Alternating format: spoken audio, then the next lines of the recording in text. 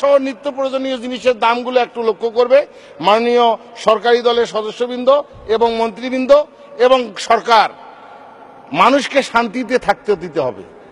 ঢাকা শহরে ঘুরি, আমরা ব্যবসা বাণিজ্য করি, দেখি মানুষ স্পিকার, ঢাকা শহরের 90% লোক আমাদের বিপক্ষে চলে গেছে। 90% লোক, এটা কেউ অ্যানালাইসিস করে না মানুষ স্পিকার। এই ব্যাংকের টাকা কাটা থেকে শুরু করে বিভিন্ন কারণে আপনার 90% লোক আমাদের বিপক্ষে, কিন্তু মুখ দিয়ে কেউ বলে না। এইটা একটু অ্যানালাইসিস করতে হবে, একটা বুঝতে হবে।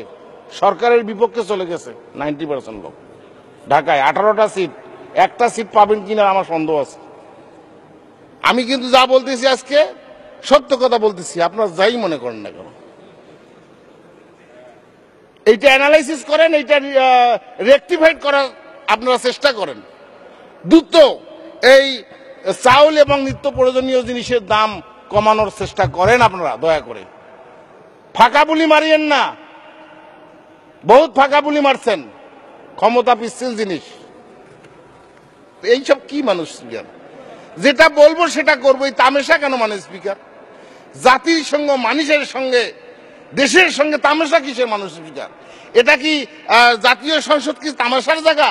এখানে বললাম আর যা সচিবালয়ে যা ভুলে গেলাম।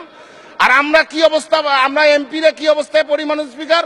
জনগণ মনে করে যে আমাদেরকে মন্ত্রী টাকা দিছে, আমরা মারি খাচ্ছি, কিন্তু আমরা সেই টাকা পাই না মানুষ স্পিকার। আমরা কাজ করতে পারি না।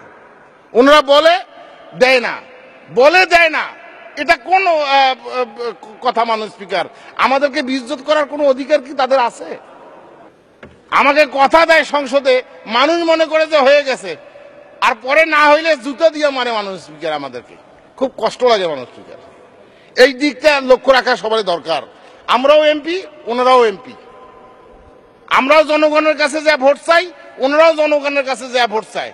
আমরা জুতে খাবো আর ওনারা ফুলের মালা খাবে, এটা হয় না মানুষ স্পিকার। এইটা ঠিক করা উচিত।